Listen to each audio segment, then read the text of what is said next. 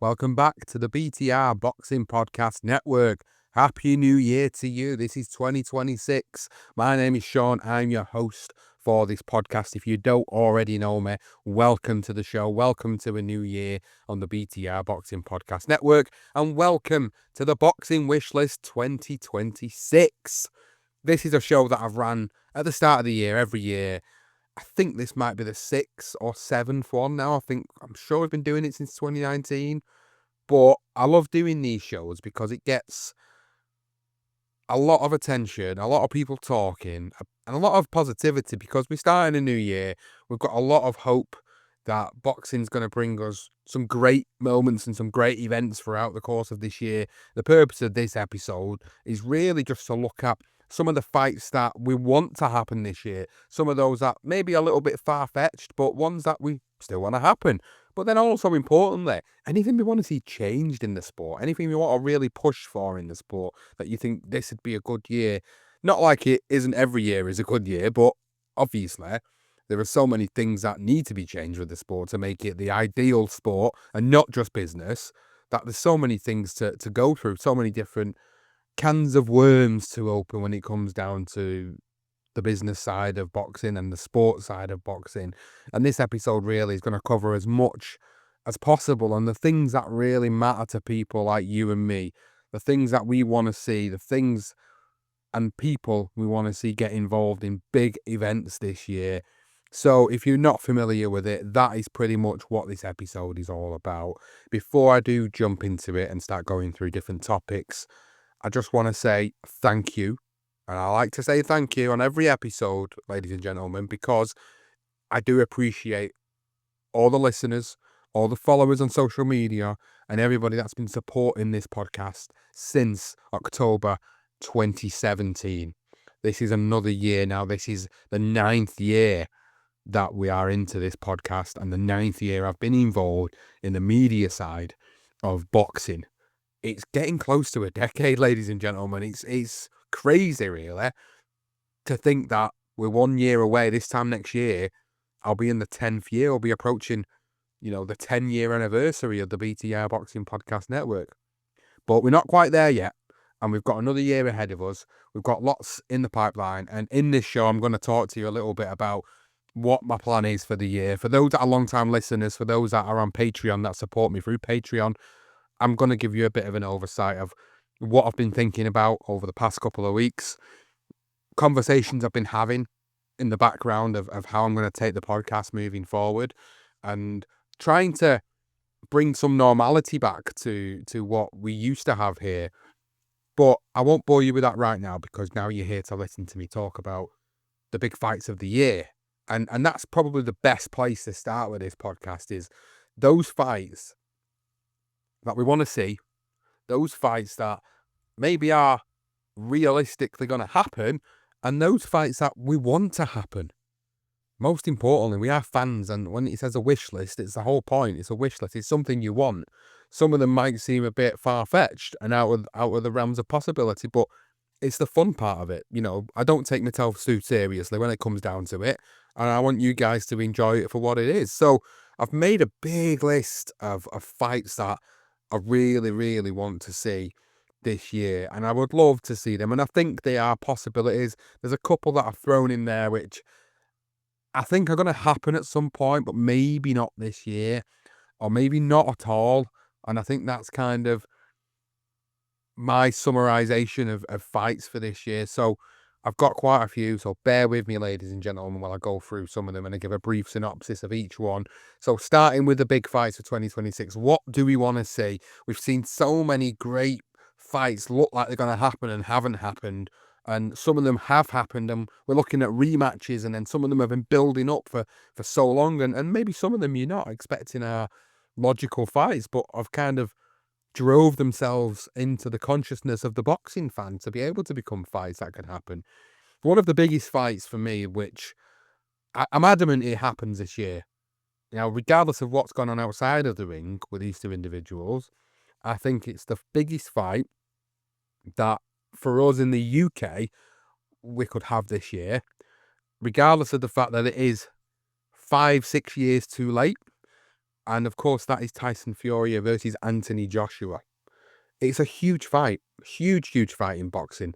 Yes, they don't have any titles, but they are two of the mainstays of the heavyweight division of this generation. We are coming to the end, aren't we, of this generation, with the likes of Deontay Wilder, Alexander Usyk, Tyson Fury, Anthony Joshua, all those names that have kind of been the mainstay of the division in the past 10 to 15 years are coming to the end. Tyson Fury and Anthony Joshua, this fight, it's more bragging rights than anything else. It's not a fight that's going to be worthy of a title because there's going to be no titles up for grabs unless, and I say unless Tyson Fury faces Fabio Wardley and beats him earlier in 2026 and faces Joshua later in the year. Who knows? But outside of the ring, we haven't seen Tyson Fury since his defeat, his second defeat to Alexander Usyk. He's been out of the ring a year. Anthony Joshua has been out of the ring since September 2024. Then he gets back in the ring in December of last year, only a few weeks ago, against Jake Paul, which we know was what it was. And then, unfortunately, not long ago, he had a major car crash where two of his really good friends and close associates passed away, and Joshua escaped with his life, by all accounts. So we don't really know if it definitely is going to happen, but I think it has to. I think at the end, they're at the end of their careers, aren't they? Let's be honest. Both of them. Fury's retired, I don't know how many times, probably about 20. Anthony Joshua seemingly looks like he's at the end of his career as well. Took that big money fight with Jake Paul, of course. For me, it's all about securing that financial future for them now. Like, I don't think there's anything left for the pair of them to prove. I think they've had their day. They've been at the top of the mountain at various points. It's just a shame they didn't fight when they were both at the top of the mountain, both technically in their physical prime. It's a shame that we're not going to get that, but we are still going to potentially get a fun fight between the two of them. And fighters that maybe have declined in skill, enthusiasm, the willingness to want to get out of bed in the morning and train as hard as they once did when they were hungry to get to the top.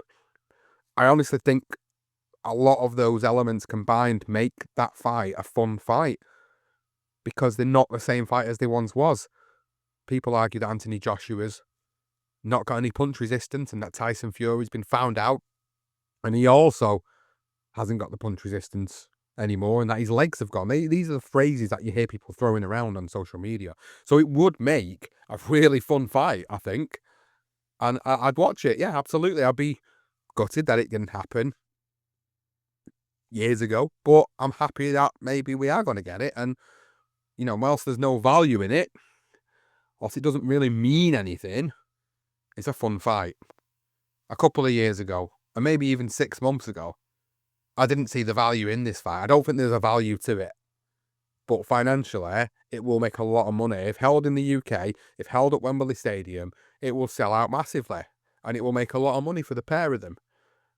And it will provide us with a final answer to, well, maybe who the better fighter is.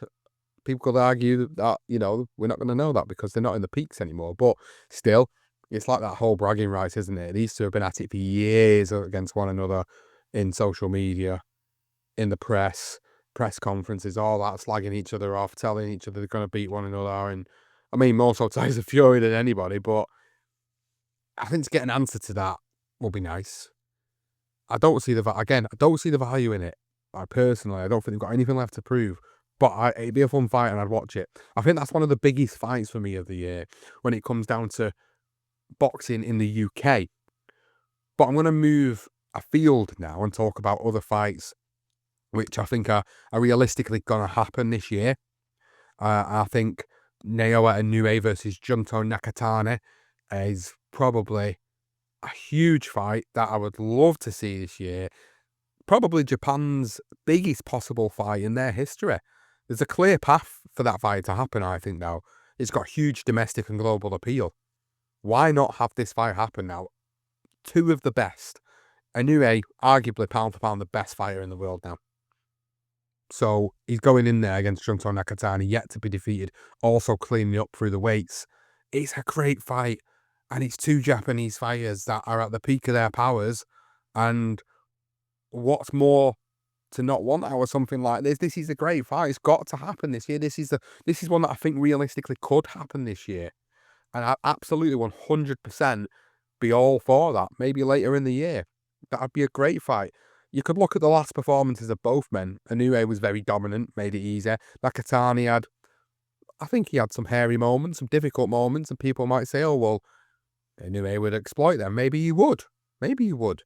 But we're never going to know if we don't get the fight, guys. We need the fight to happen. And I think it'd be a great fight, definitely for Japanese boxing. They've really come on strong over in Japan with the fights that they've been putting on over the past few years. And I've really enjoyed watching Japanese boxing and seeing the rise of a lot of these fighters as well. So this really would be like the icing on the cake, the cherry on top, whatever cliche you want to use. I think this Inoue Nakatani fight would be it. And I think this year is the year to have it. Another fight which I think is realistically going to happen this year, and I hope it happens, and I think that's the trilogy fight between Beterbiev and Bivol. It's a plausible fight. Of course, if the belts can all be put up again, there's no controversy, and we can get this third and final bout between them done, that would be a nice way to end a trilogy between the two of them. A nice legacy-defining moment, because these two guys have been the guys of the light heavyweight division and have held it up for so many years, and he's won a piece. Makes sense to have it. It should have happened 2025. People might suggest this could be very much like, oh, well, do you remember when Canelo fought Golovkin for the third time and Golovkin was just nowhere near himself? I'm not so sure we'd get the same outcome there, but I'd certainly be all for it. Beterbiev really does look after himself. Bivol looks after himself. I think this would be a really good fight to happen this year. But staying on the subject of the light heavyweight division, if we don't get Beterbiev Bivol 3, what about Bivol versus Benavidez? I mean, that would be a hell of a fight. It really is a light heavyweight slugfest. It really could shape the supremacy in this division. I think that would be an awesome fight. I mean, there's talk about him fighting Gilberto Ramirez, David Benavidez, maybe moving up to cruiserweight and doing that fight. Quite possible he does that. I think he could go up to cruiserweight. I'd love to see him fight Bivol. I think that would be a great fight this year. Is it realistic? A part of me feels, as much as I want it, I just get a feeling, a sneaking suspicion this maybe won't happen, because all the signs point towards Benavidez moving up to cruiserweight and fighting Ramirez. So it'll be really interesting to sort of see how the year plays out, but it is a fight I would love to see this year. Shakur Stevenson versus Teófimo López. Now, we know, obviously, that's all locked in. It's a great fight. Great fight. I'm really looking forward to that. I think Shakur Stevenson has been accused of being a boring fighter, and not a lot of people appreciate like the attributes and the skills he has. But then putting him in there with someone like Teo, who's had a great turnaround in his career, when seemingly things look like they were going wayward, he's picked it back up and he's been consistent. Although his performances haven't always been amazing, he's been consistent. So him and Shakur coming up soon is a great fight. I'm looking forward to that. That's a great fight. And of course, we'll be doing a preview for that fight. So that's what I'm really looking forward to this year. But I would love to see Shakur versus Andy Cruz as well. That is a technical dream matchup in the lightweight division. Absolutely. I would love to see that fight. That would be a brilliant fight between two absolute masters at their craft. I don't care what you think about some of the performances of maybe Shakur, but him and Andy Cruz, I think that would be for a real supporter of the sport, for someone who really likes the art of hit and not be hit. That is a fight that it wouldn't be a fight in a phone box or in a phone booth for you guys in America. It would be a very technical fight. Some might say boring, but you've got to then appreciate the movements, the feints, the footwork. That's the kind of stuff I like, the technical side of the sport. And I like how they do these things. I like how they set things up and how they're always trying to counter what the other fighter's doing without technically throwing a punch. So that's why it would make a really great fight. I'm not so sure it'll happen this year. I think obviously they're still on a career path at the moment, the pair of them, but I think it's definitely feasible that this fight could happen. But I would love to see it. It'd be a great fight. Jaron Boots Ennis and Virgil Ortiz Jr. That would be a barn burner. That would be a fight that I think would be very, very exciting. I think it'd be really difficult to see one of them take a backward step because they are fighters that like to fight on the front foot. I think both of them have got really good offense and pretty decent defense. Ortiz may be a little bit lackluster in that area compared to Ennis, but I just don't think we've seen the best of both guys yet. Some may argue we have, but I just don't think we have yet. And I think this is a fight that needs to happen this year. For me, logically, is the year that they could happen, and there's no reason why we can't get this fight on. This is the year I'm expecting this big fight to happen. So, Boots Ennis and Ortiz Jr., great fight up at 154. I think that would be one of the highlights of the year for me. I think it's got Fight of the Year written all over it. So there's another one for you that I'd love to see this year. The next fight, really intriguing. I think this is a fight that maybe not many people will have thought is one that they would like, but it's two personalities, for better or for worse, that I think will create great theatrics. And I know boxing isn't about theatrics, but it would certainly bring interest and hype. And that's Ryan Garcia taking on our very own Conor Benn, who's got a bit of an attitude and a chip on his shoulder.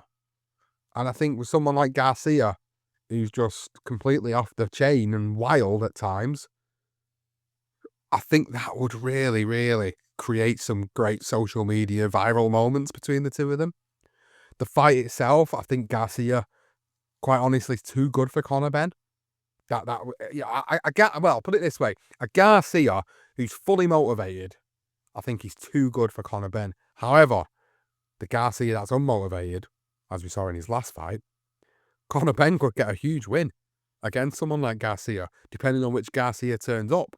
So whilst it's not a fight for the purists, it's extremely realistic due to that sort of star power element to it, and the social media views and the business side of the sport will take over, and they'll want to see views upon views that'll make money. So I think that's definitely doable. And in terms of sort of weight, I think it's definitely flexible for Garcia to go up to welter and Conor Benn to maintain at welter again and have that fight. I think it'd be an interesting fight. I definitely think it'd be an interesting fight, and I'd definitely watch it. It's definitely one that I'd put on the list and say I'd be really intrigued to sort of see how this one plays out. So moving back to the heavyweight division, now there is a possible backup fight. Two backup fights if Fury Joshua doesn't happen this year.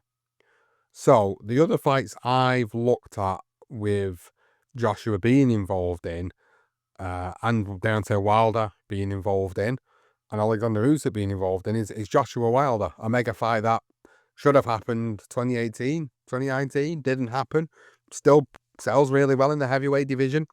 Alexander Usyk versus Deontay Wilder is being touted for April. That sounds like it's going to be one that actually gets signed, sealed, and delivered.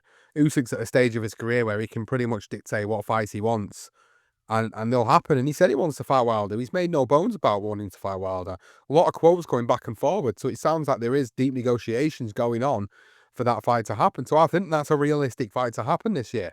I really do. I think that would be one that, whilst people will say, yeah, but Usyk's just going to run rings around him, you're still going to always have that element of the knockout power of Wilder landing something on Usyk and hurting him.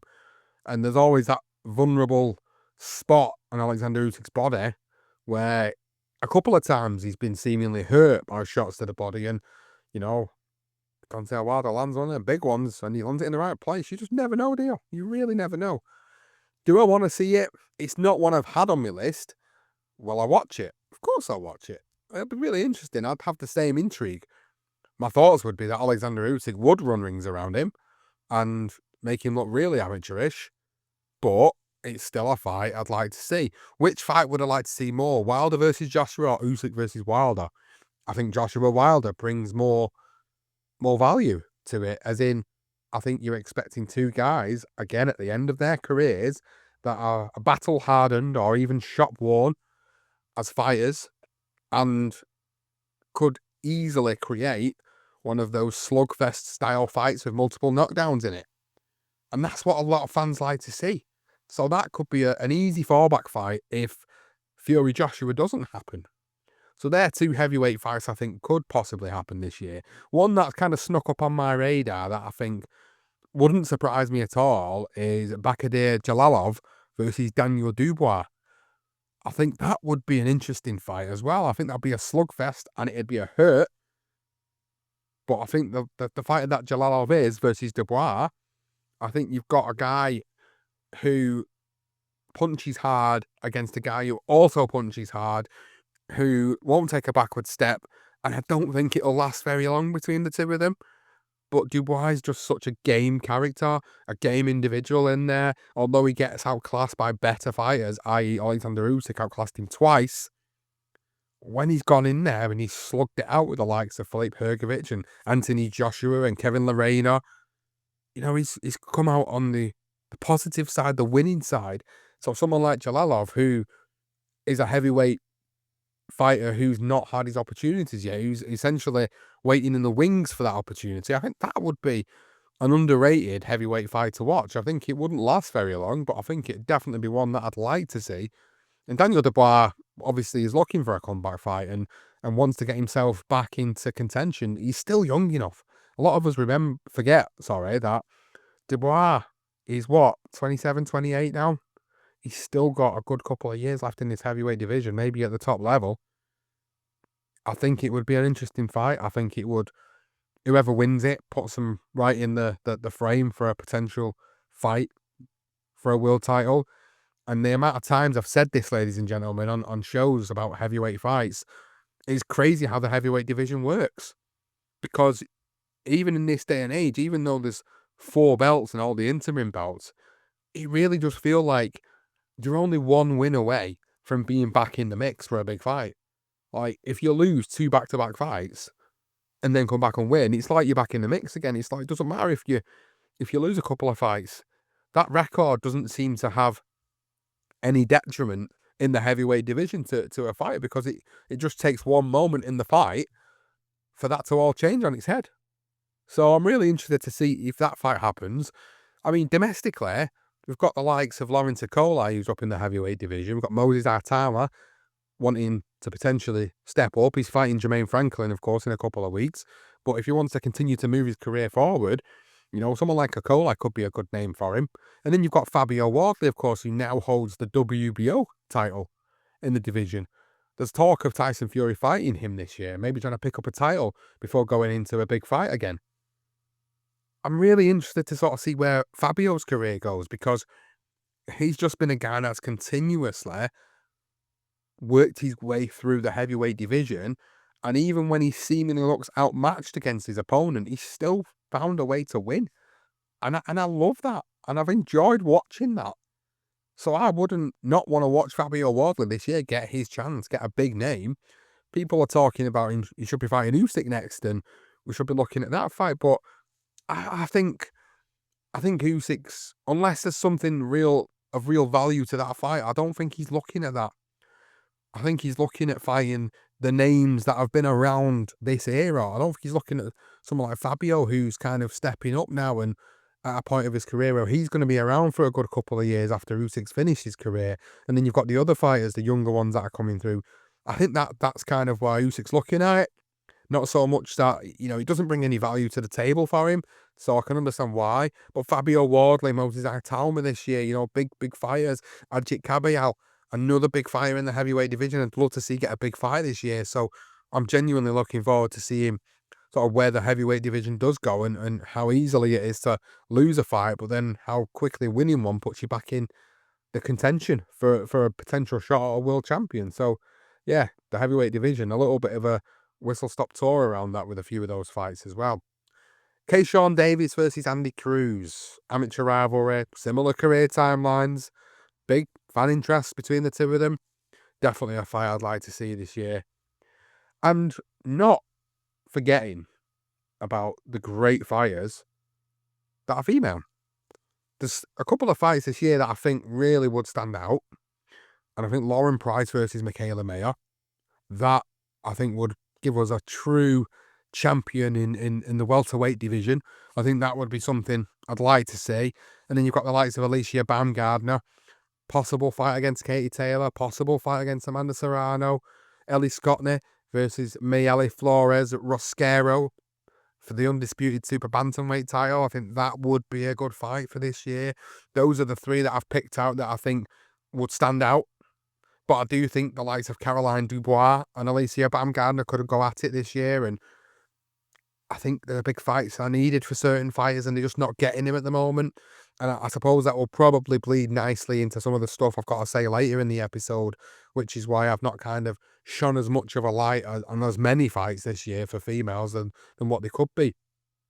So there's, I'd say, a significant list of fights. I mean, there's loads, absolutely loads that could happen this year.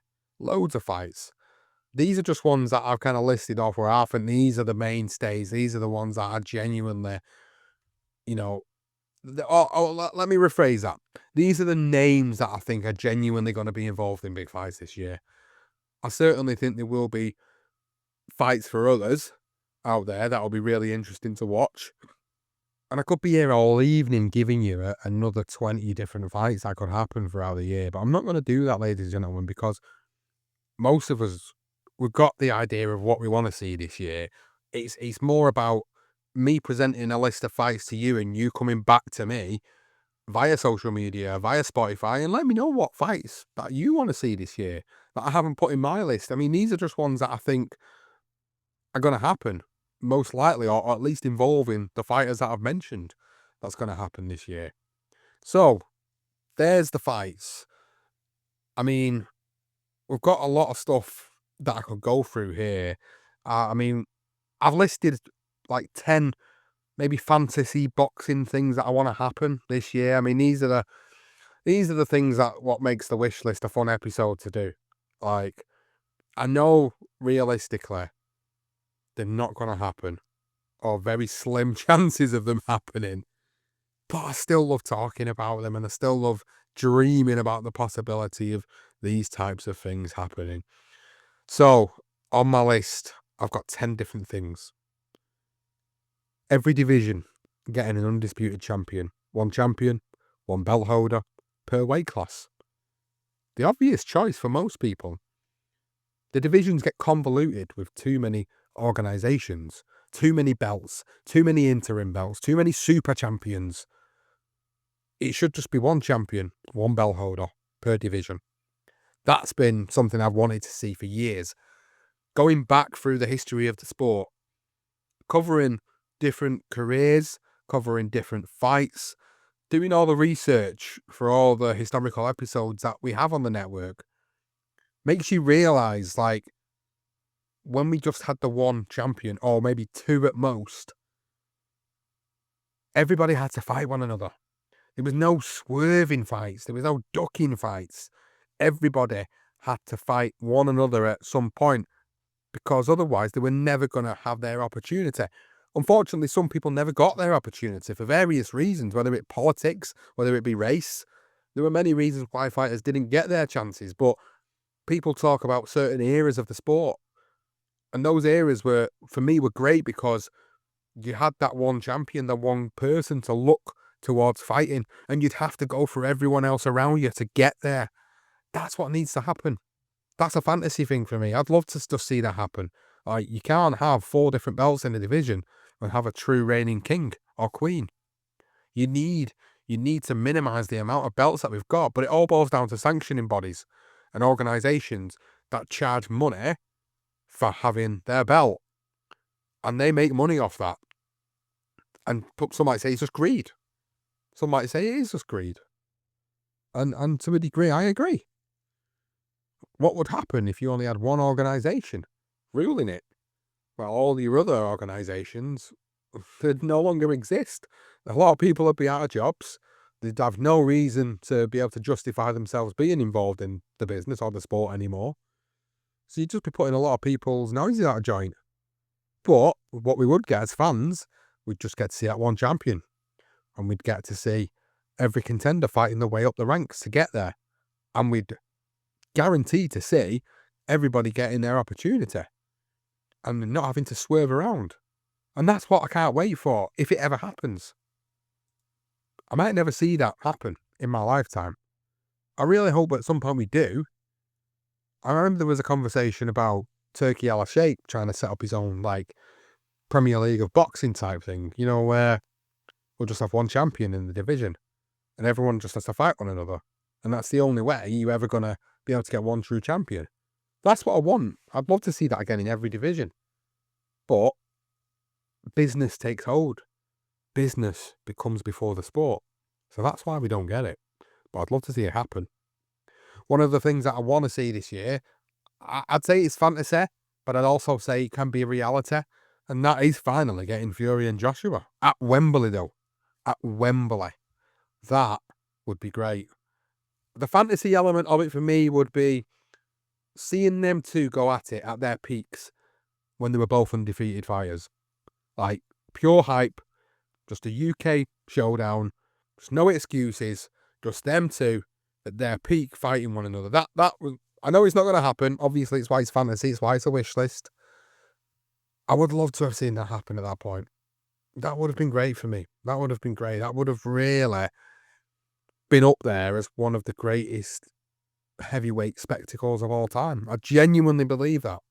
I mean, you've looked at, again, I'll talk about history. You look at the first $1 Million Gate, and you look at Thriller in Manila and the fight of the century, all those major fights, the Rumble in the Jungle, all those major fights throughout history, which made mega millions, that had the world stopping still to watch it. I genuinely think these two, Fury Joshua in their primes, undefeated fighters, would have had that same effect.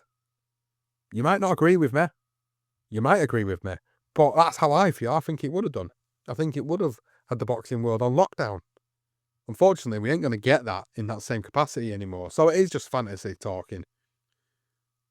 I would have also liked to have seen Canelo fighting Benavidez and Crawford in the same year. Two massive legacy fights.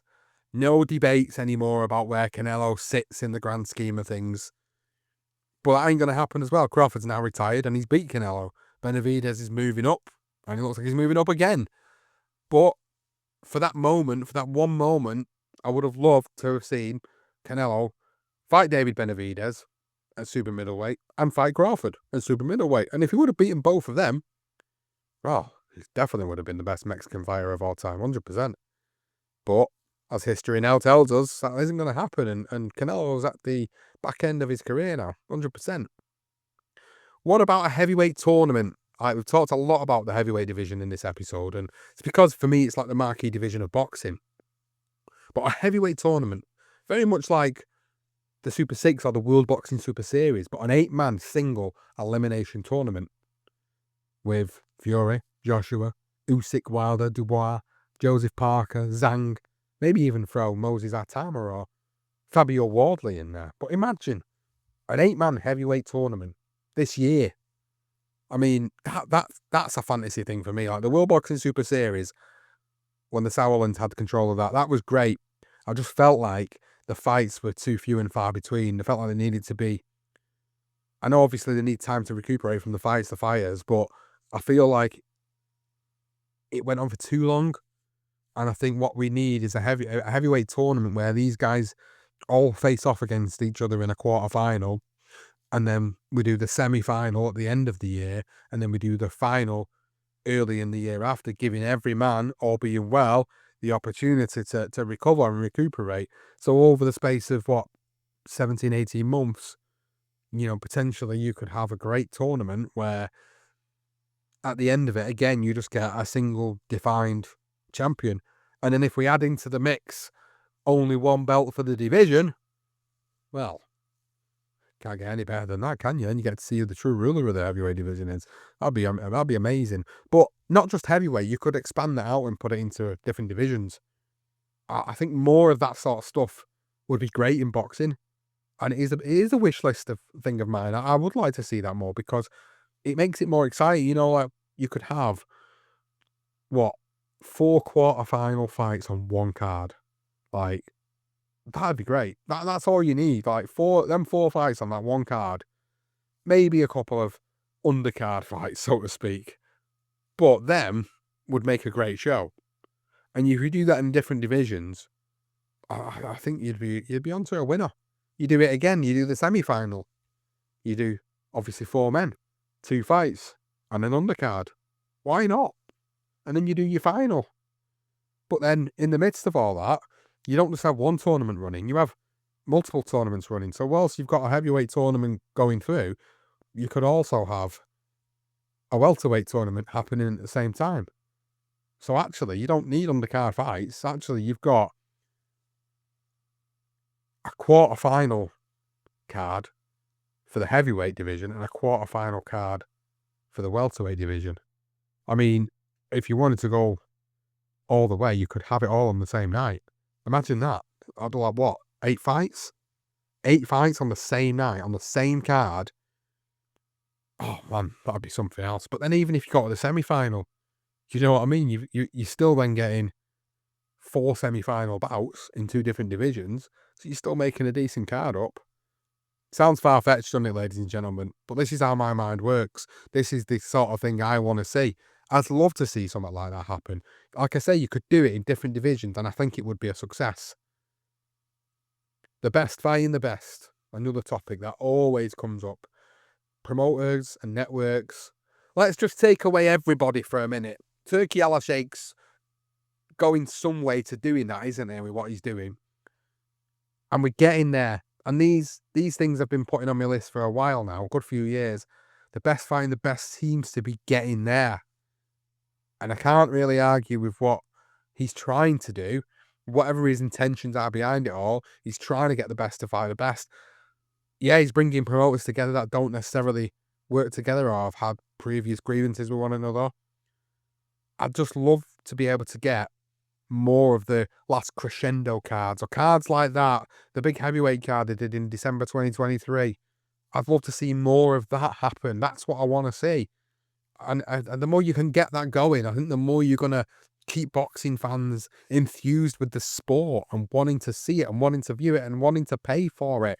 It's the reason why people don't want to pay the ridiculous prices that can be sometimes put on these events when you don't fill them with good, well-matched fights.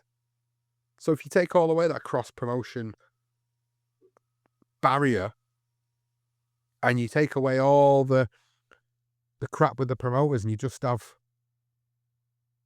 one singular person or one singular organisation running it, which is sort of seeming like it's going that way, I just think you'd get better. I think the fans would definitely win.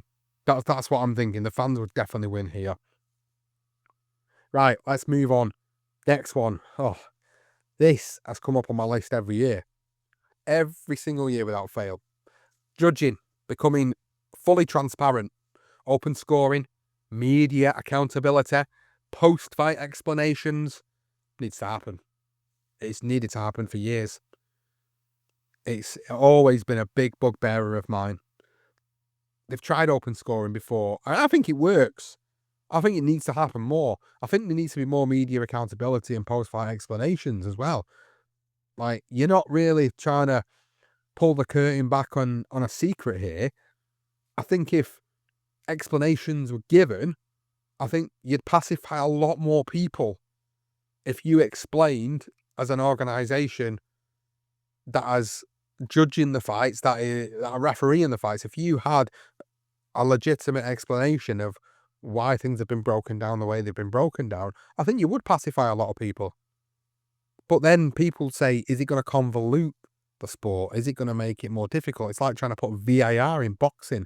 Like, it's a crazy, crazy concept. In certain sort of instances, maybe it would work in certain instances in a fight. But I think open scoring, I think it has to happen. I think it'd be great to see more of that, especially when you get 7 or 8, 9, 10 rounds into a fight and you're being told you're actually losing. It's easy enough for a corner to sort of push the fighter on and say, you know what, you're losing the fight, when actually the fighter's winning the fight. It's just to try and get a bit more out of them. But if you're hearing it yourself and your corner's hearing it, would that not give them the opportunity to help you make them adjustments in the fight to make it a better fight where fighters will put absolutely everything into that last third?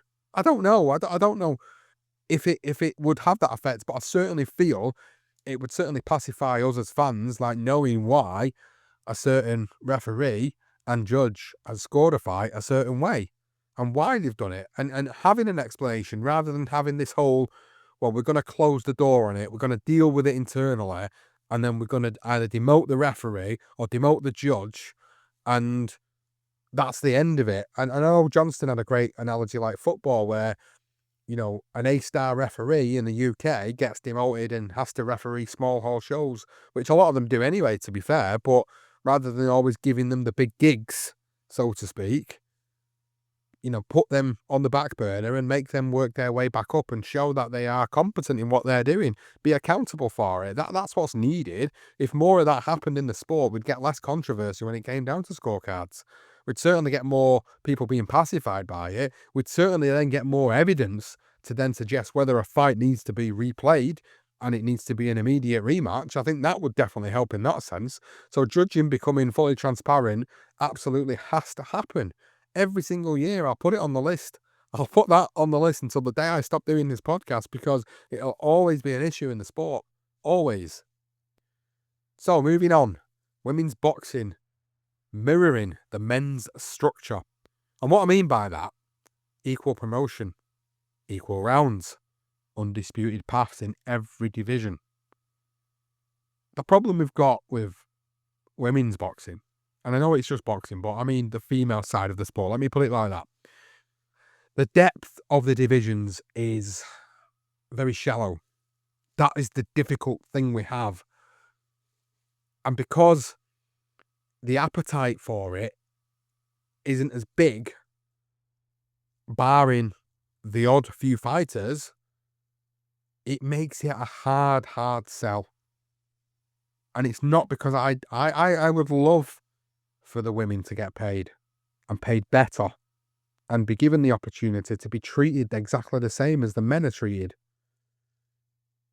But it's like investing, like the money just isn't there. For some reason, the money just isn't being thrown into it. And they're not being given the same opportunities across the board.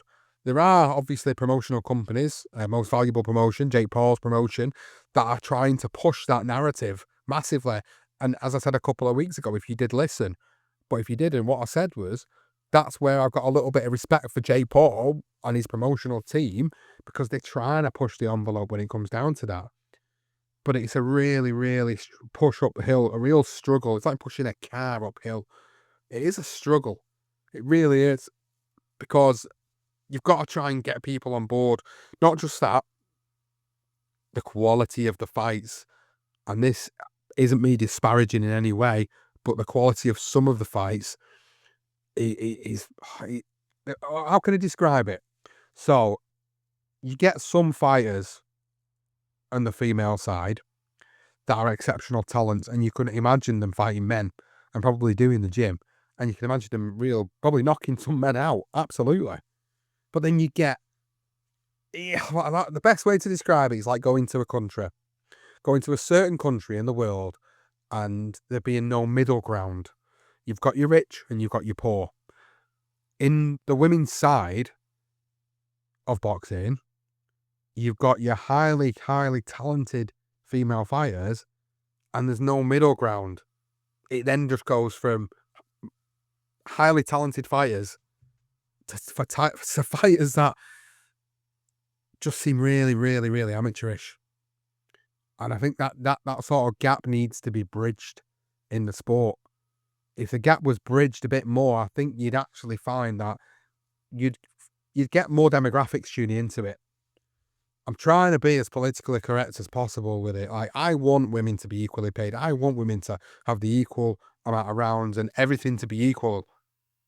But there's so much disparity still in there that needs to be bridged. And until they bridge that, I think they're always going to find difficulty in trying to put it out there. It's a hard sell. And until that changes, I think it's always going to be a struggle to push it out there. I want it to change. Honestly, I want it to change massively. But I just see it's still one of those battles that's going to be had for many years yet until we get to that point. And when it does eventually get there, that'll be great. It really will be great. So, moving on to another one. This is, again, more fantasy than anything, this one. So we're talking about legends of the sport, and this is very, very fantasy based. Boxing wish list. If we could have prime legends return just once, safely and completely, I would love to see certain fighters return for just exhibition level legacy bouts. Like, we've seen Pacquiao come back and fight Mario Barrios and arguably win that fight.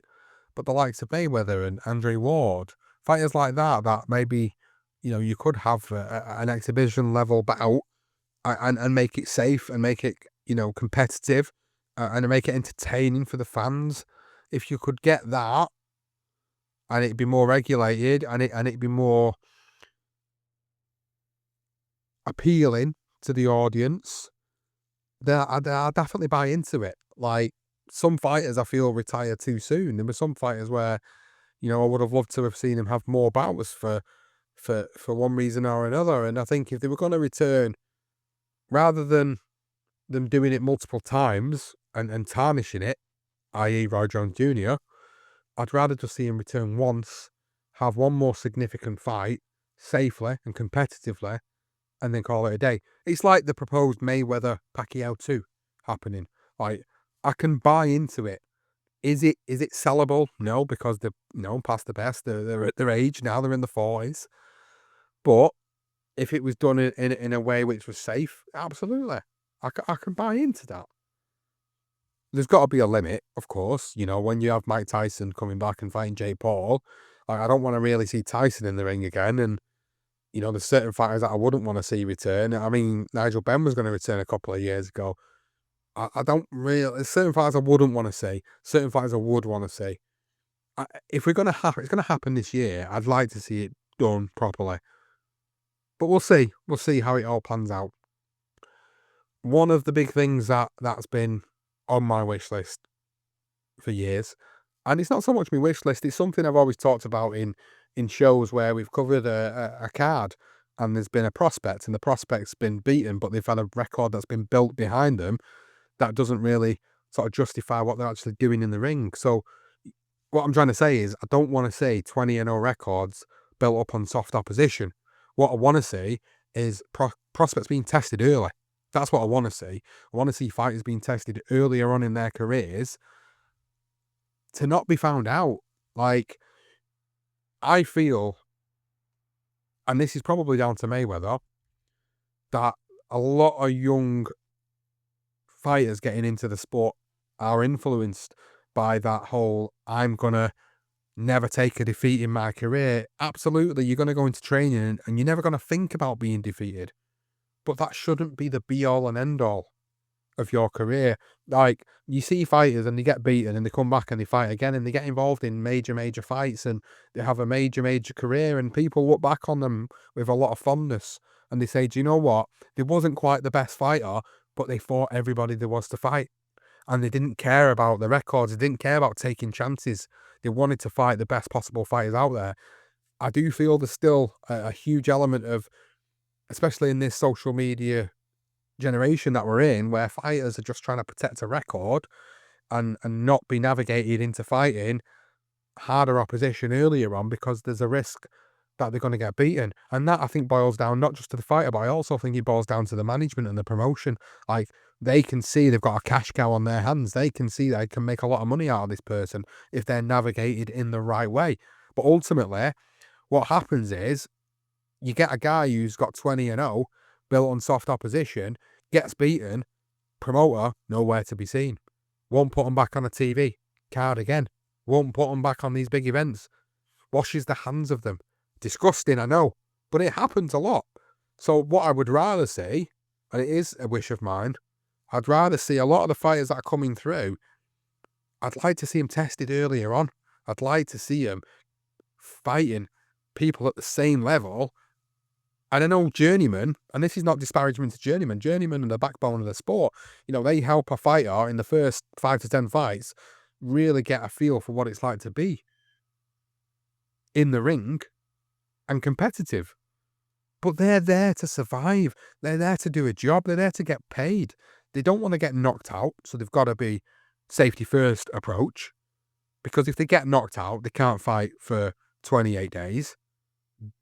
If a fighter goes in there, a journeyman this is, by the way, and he fights and he puts up a good showing, he doesn't get hurt, he doesn't get absolutely blitzed, but he puts on a competitive fight, he'll get a call for a fight the next weekend and possibly the weekend after that.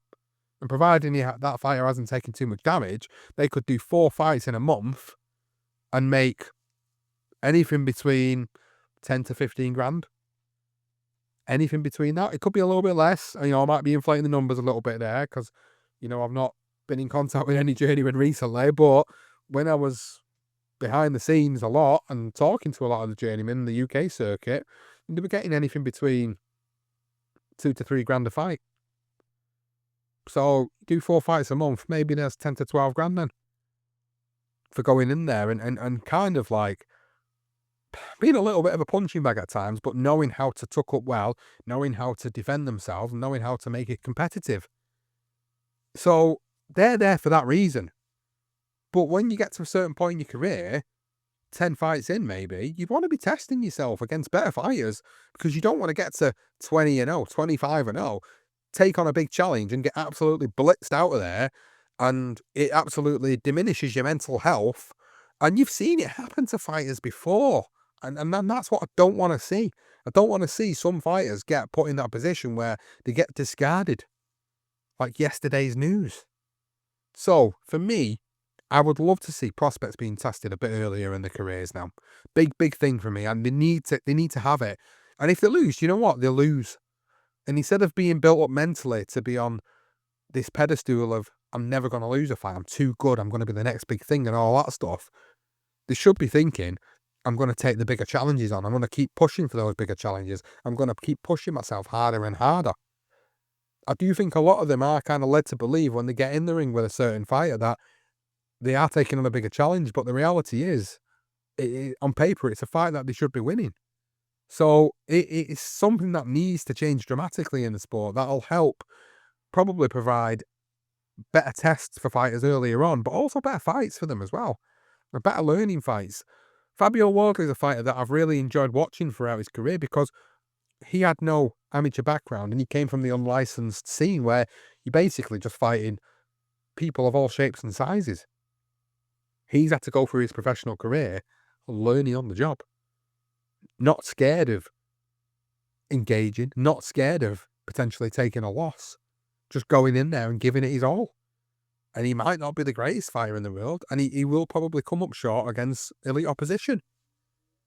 But what he's done is he's tested himself from the off. What you could argue with that is that it maybe makes his shelf life less because he's in harder fights earlier on. Yeah, I can understand that. So there is a balancing act to that. But Fabio Wardley's a guy who, if he retires in what, 3, 4, 5 years' time, he's been a world champion. He's just blitzed his way through people. He's fought and he's fought and he's fought to get there. He's not really cared about who's been put in front of him, what level they're at. He'll take every opportunity. And that's the mentality of a fighter that I think will get them further in their careers than trying to protect that 0 on the records. Taking the fights. If you're 4-0 and you get offered an opportunity to fight someone who's 4-0, 5-0, 6-0, then do it. Why not? Yeah, okay, they've had 2 more fights than you. Doesn't really mean anything in the grand scheme of things. They're very novice like you. Why wouldn't you take that fight? People are too set in wanting to try and protect that oath. And that's a big thing for me what needs to change in the sport. Now, one of the other ideas that's been floated around before now is like a global boxing league with seasons and rankings. Like, you have a clear defined title, clear defined narratives and year-long rivalries potentially. Logistically, I don't know how it would work. I mean, it's a fantasy thing for me, but you could have 10 fighters in a league and they all have to fight each other twice throughout, I don't know, the course of a couple of years, maybe 2 years. And then you come to the end of it and you get an outcome of who the best fighter is out of all of it, because they've all fought each other twice and they've all had to do that. But logistically, again, it's one of those. It's like, how realistically could that happen because of injuries and training camps and all that sort of stuff. So I think really for me that is probably just a huge fantasy thing. But imagine a global boxing league with seasons and rankings, and yeah, that'd be fun, wouldn't it? I really would be fun to have something like that where the fighters have to fight each other twice, and like football or soccer, as we call it in America, like the Premier League. The teams have to face each other twice, and over the course of that season, whoever's been the better team overall wins the Premier League. It's the same with boxing. Whoever's been the better fighter overall, they could have lost 4 fights, but then won the remaining fights throughout the course of the year or 2 years, and it still makes them the better fighter. So it's a good, fun concept. Logistically, again, I will say it, I don't know how that'd actually work, but it's fun to even comprehend thinking about. A couple more to go, ladies and gentlemen, I think, before we come to the end of the show. Drug testing, stronger drug testing across all levels, I think, is a big one to happen. I think we've seen how many times fights have been scuppered because of it. I'm not going to go deep into the rabbit hole with it, but I completely agree with what a lot of people say, that it needs to happen. There needs to be more examples made of fighters and not just focus on the money element that they bring to the table. Make examples of them. Stop letting them serve silent bans. Get them out of the sport. If they can't do it properly, don't do it at all. Find another career. That's all I'm going to say on it. Obviously, I talked about the judging, I talked about the referee accountability, which should hopefully lead to fewer controversial decisions, ruining some of the big fights. I do think we need to see more elite fights happening outside of the US and UK. I know Saudi's obviously become the hot spot at the moment, but what about, more elite fight happening in Japan or Mexico? Because the Middle East at the moment are getting all the top tier cards. I'd like to see that happen more. I know, like, obviously, if it's a UK fighter, I'd want to see it happen in the UK. And respectfully, I know if you're a US listener, you'd want to see a US fighter fight in the US, because if you want to go to the fight, you want it to be in your own country so you can get there. But I think about, like, Julio Cesar Chavez fighting in the Azteca Stadium. Like, imagine a big fight being held somewhere like that. Or, there's so many great events that happen across a year in different venues over the world. Like, I'd love to see boxing get put on these. Do you remember when Mike Tyson used to go to the Tokyo Dome? They do a lot of wrestling at the Tokyo Dome as well. Like, all these little marquee places used to be in certain countries across the world because they had the great infrastructure to do that. I mean, obviously, the Rumble in the Jungle in Zaire. Obviously, it was paid for. If you know the history of that, you'll know why it ended up in Zaire. But if you had other places to host fights, I think that'd be great. I'd love that. I'd love more of that to happen, because although I might not be able to travel to go and watch the fight, there is a lot of hardcore fans that would, and there is a lot of people that would be given the opportunity to see an elite fight happen. So for me, that's another one. I know, again, it's just fantasy sort of dreamland stuff talking, wishlist stuff talking, but yeah, I think that'd be good. Why not add that to the list? Why not? That'd be a good one, wouldn't it, as well? I've talked about the governing bodies. I'm not going to keep going over them. They need to go. We just need to have one unified organisation. Simple as that for me. I think all of these things that I've gone through would make boxing better overall. More undisputed fights instead of all the scattered belts again. Like, these are just things I'm looking at on my list here that I'm throwing out there to you. There's just so many different things that would make boxing such a better sport to watch, and not just all be about the business. The reality is, though, ladies and gentlemen, is that it is more of a business than it is a sport these days. So you're kind of having to take a back seat to that as a fan and just have to appreciate what you get and when you get it. But there's a lot of things I've gone through on this list, a lot of fights, a lot of different things I want to see change with the sport. It's your opportunity to come back to me and let me know what you guys think. Like, I've talked at you for an hour, and I think there's so many different things that you guys could put out there. So I'm reaching out and saying, when you've listened to the show, put a comment below. Let me know what fights you really want to see. Are there any that you agree with? Are there any that you think should be added on to those fights and the lists that I've put together? Is there anything that should change in boxing that I haven't already addressed that you would like to see? Things that I haven't even thought of that'd be great to hear from other people, because I do respect other people's opinions, especially when it becomes a really constructive conversation around certain things that I really do think could change in the sport. So if you're listening and you've got some thoughts on it, do let me know. If you're listening on Spotify, please leave a comment below. If you're listening on any of the other available podcasting apps out there and it has a comment facility, let me know. If you are listening to it in a way which you can't comment, then on social media, drop me a message either on Instagram or on Facebook at the BTR Boxing Podcast Network. More than happy to put that out there as well and have that conversation. And maybe we could do a follow-up to something like this. Maybe we could do more of a sort of Q&A style episode as well moving forward. I've done a few of those in the past and they've been quite successful. I've even done one for the patrons on Patreon where it's completely separate from boxing and just random stuff. And that was actually one of my favourite episodes to do, because I sat down with Jamie and we talked about some really random stuff in life, and the guys that on there that put some questions across, it was really fun. It made me wonder whether we could do something different, in terms of podcasting and not just about boxing. Certainly had them thoughts being provoked anyway. So, ladies and gentlemen, that brings an end to the boxing wish list. I'm going to take a few moments and I'll try to keep it concise and summarised for you, just to let you know what my plans are for this year. If you've been listening to me for a long time, you'll have heard all the other shows that I do. So, we have the BTR Boxing Podcast Network, the Darker Side of Boxing, Legendary Nights, and Career Profiles. Now, for those, again, that haven't listened to me maybe for as long, might not have been around when Johnston was the co-host of the show. Long-time co-host, nearly 5 years to be exact. And we had a great, wonderful 5 years on the podcast. We achieved so much together. We created so much great content that's still out there, that people still listen to now, that's still very relevant to listen to still today, about the history of the sport, and people love it. But since he left, it's been incredibly difficult for me to fill that void with him. I've found real difficulty in getting someone on board that is able to give that level of commitment. So obviously I've dipped with people. I've had Jamie come in and do the podcast with me for a period of time, and it felt like it was going great with Jamie. And then, unfortunately, it didn't work out. He weren't able to deliver on the scale that I wanted him to deliver on.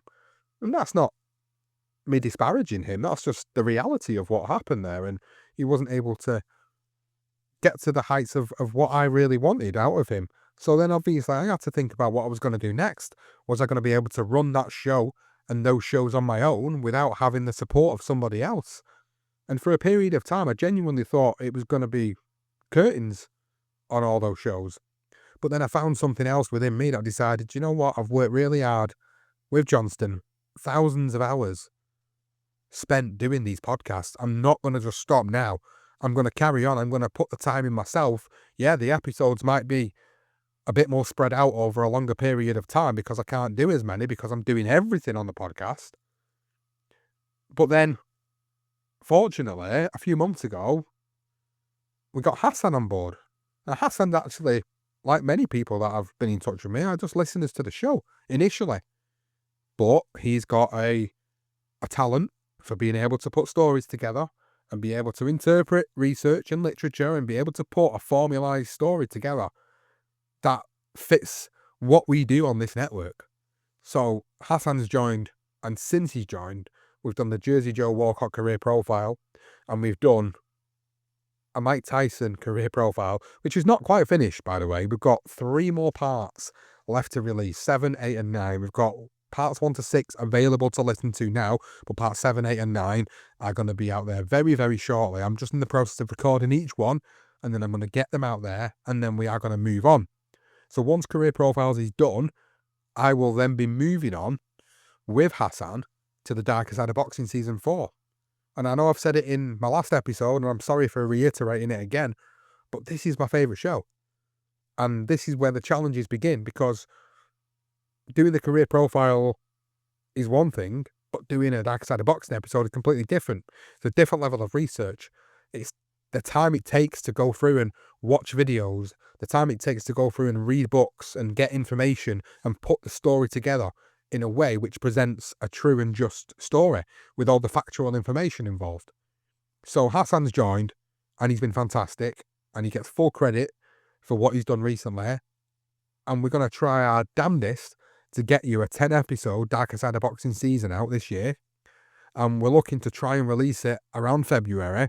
We're going to try and get together and bank some episodes up and get them recorded and then get them released to you. I want to release it the way things used to be released. I want it to be a 10-episode season over 10 weeks. I don't want it to be one a month over 10 months. I want it to be a lot more formalised like it used to be. And I think Hassan's the guy that's taken over from Johnston that can actually deliver that now. And that's what I'm excited about for this year, because it makes me think, right, this year we can get the Dark Side of Boxing Season 4 done. We can get another Legendary Night season done. Maybe, just maybe, at the end of the year, we could throw a couple of career profiles in there. So that's the plan with regards to the series-based content this year.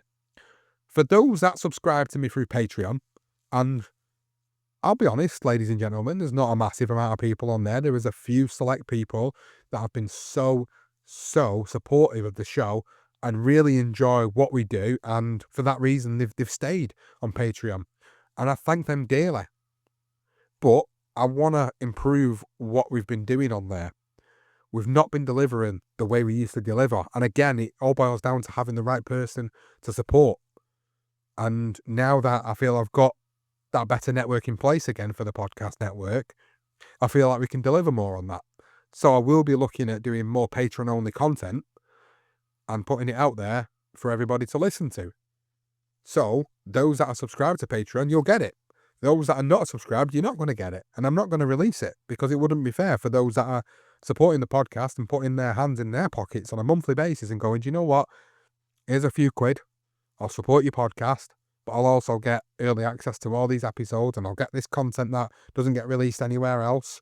That's the whole point of it, is just offering that little bit extra than what we normally do for those that want to support in that format. So that's the other plan. I want to get Patreon-only content done, more of it this year. So that's my plan for 2026. I think we're going to have a successful year. I think we're going to have a return to form. And hopefully by the end of the year, I'm going to be sitting here and I'm going to be talking to you on the mic and saying, do you know what? I've really enjoyed this year. I hope you've enjoyed it too. I do also want to add though, those that can't subscribe through Patreon, those that are financially not in a position to chuck a couple of quid or a couple of dollars at me a month to help support the podcast network and pay for the literature and pay for the editing software and pay for the things that I need to keep the show running successfully, doesn't mean I don't appreciate you, because you're still listening to the show. You're still listening, you're still downloading. Hopefully you're on social media, liking and sharing the posts and commenting, because all of that is helping. The Facebook page, particularly, that's monetized. So I do earn money off that now. And that also helps. And it helps me to formulate a way of being able to subsidize plans moving forward. We don't have any sponsors. We have Sports Social Podcast Network, which we are a part of, which we get advertising revenue through the amount of downloads we have, and revenue share. And that's fantastic. And that helps. And that's how we've been able to, over the years, produce what we've produced, because we've had a bit more support. Doing this from the ground upwards is incredibly difficult. And anyone that starts it out goes in there with the best intentions and realizes how hard it can be at times if you want to deliver a quality product.